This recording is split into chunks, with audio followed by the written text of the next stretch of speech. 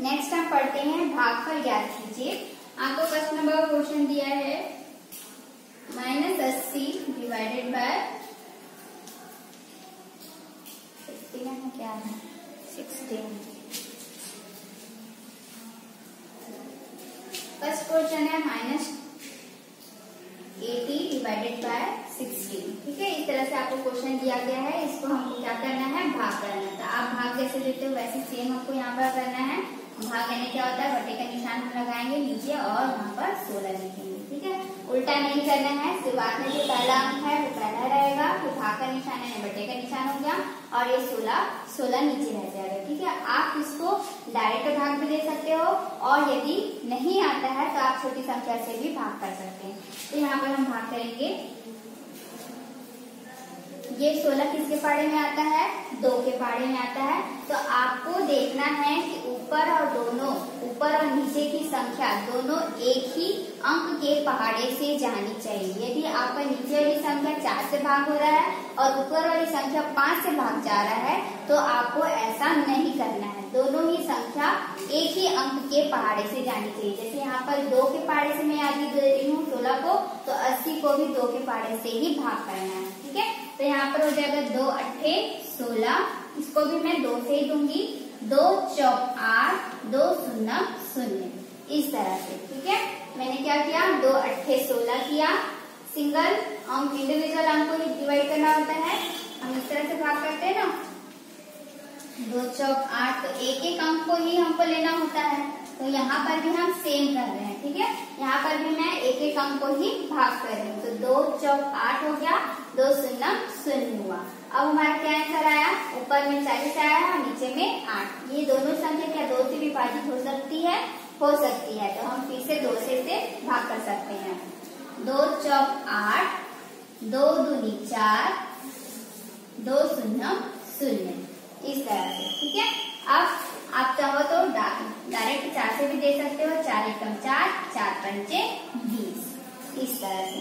ठीक है, तो यहाँ पर हमारा 80 को जब हमने काटा एक बार तो 40 आया, 40 को फिर काटा तो 20 आया, 20 को काटा है तो 5, यानी 80 ऊपर में था तो 5 भी हमारा ऊपर में रहेगा। ठीक है, तो ये डिवाइड का निशान हो गया।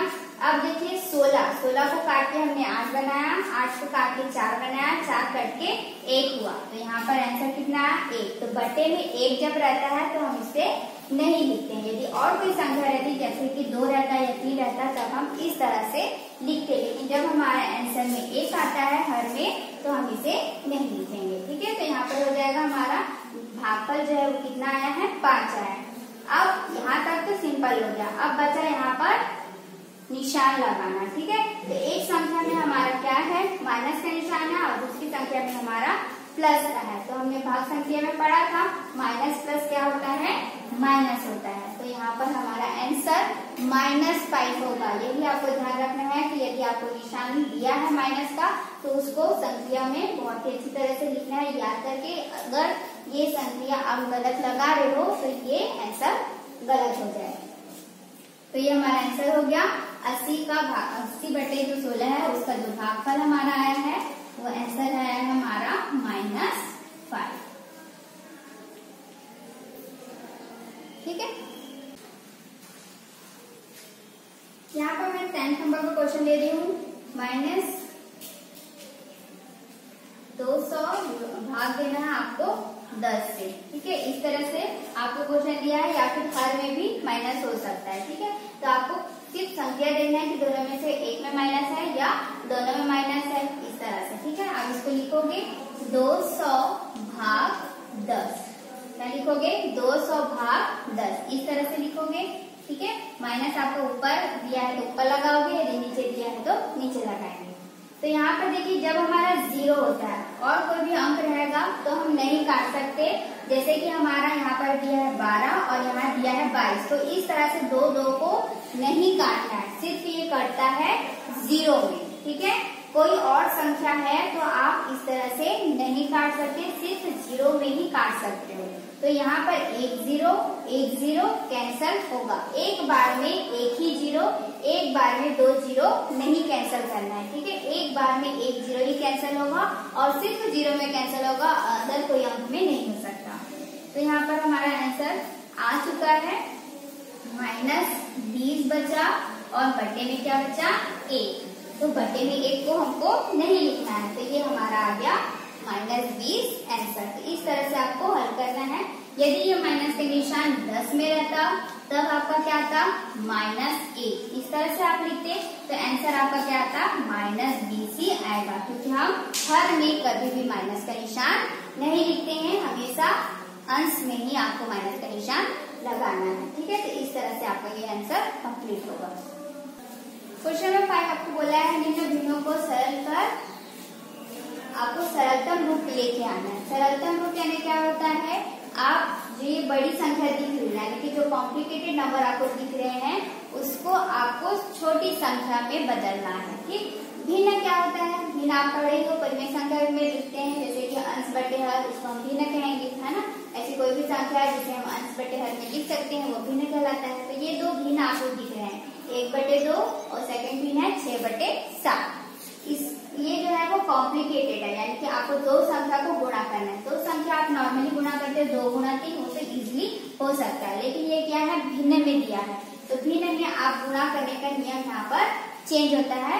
इसमें हमको किस तरह से करना होता है कि एक संख्या जो ऊपर में है उसका गुणा ऊपर वाली संख्या से ही करना होता है। यदि कोई संख्या हर में है तो उसका गुणा हर वाली संख्या से ही करना है।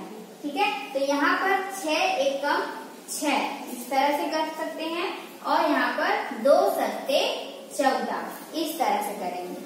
ठीक है, ये एक नियम हुआ कि आपका हर से हर वाली संख्या से और अंश का अंश वाली संख्या से ही गुणा करना होता है।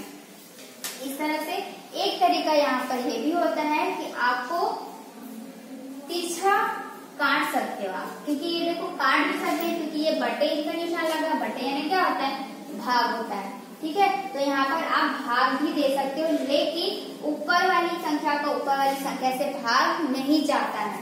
6/2, तो आप 6 और 2 इन दोनों को ही हल कर सकते हो।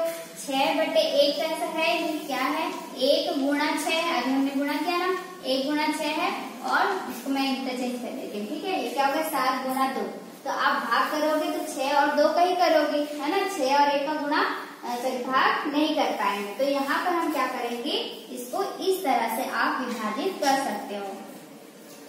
2 एकम 2, 2 तिया 6, इस तरह से हम काटते हैं।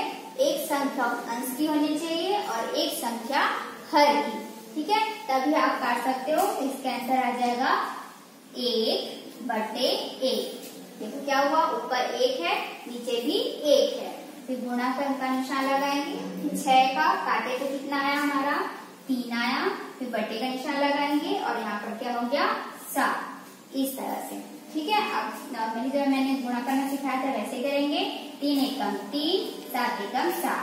ठीक है, इस तरह से। यदि ये संख्या और कटेगी किसी भी अंक से तो आपको काटना है, अदरवाइज आपका यही आंसर आएगा। ठीक है, तो सबसे पहले यहाँ पर आप कर सकते हो, या तो डायरेक्ट गुणा कर सकते हो उसके बाद काट सकते हो, या फिर काटने के बाद गुणा कर सकते हो।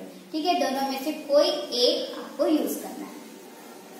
एक क्वेश्चन हम भाग का पढ़ लेते हैं। भाग में हमको क्या करना होता है, हम डायरेक्ट इसे भाग नहीं दे सकते, इसके लिए हमको क्या करना होगा, अभी हमने पढ़ा कि यहाँ पर बीच में गुणा का निशान होता है, तभी हम इसको सॉल्व कर सकते हैं। यदि भाग का निशान है तो हम इसे विभाजित नहीं कर पाएंगे, क्योंकि ये क्या है भिन्न में है। ठीक है, भिन्न में हल करने का तरीका अलग होता है। तो हम क्या करेंगे, इस भाग को क्या कर देंगे गुणा में बदल देंगे, तभी हमारे लिए क्या हो जाएगा आसान पड़ेगा हमें हल करने के लिए।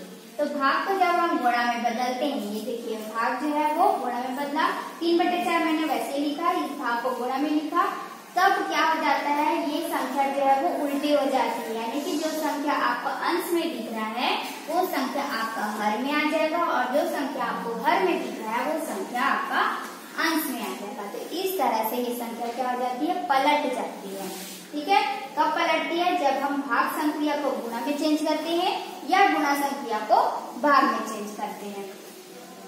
अब आप इसको कैसे काटोगे, देखो 3 एकम 3, 3 या 9, एक संख्या मैंने ऊपर की ली और एक संख्या मैंने नीचे कर लिया। 4 तो कटता नहीं, 3 के पाड़े से 9 ही कट सकता था, इसलिए मैंने 3 और 9 को काटा है। 3 एकम 3, 3 तिया 9।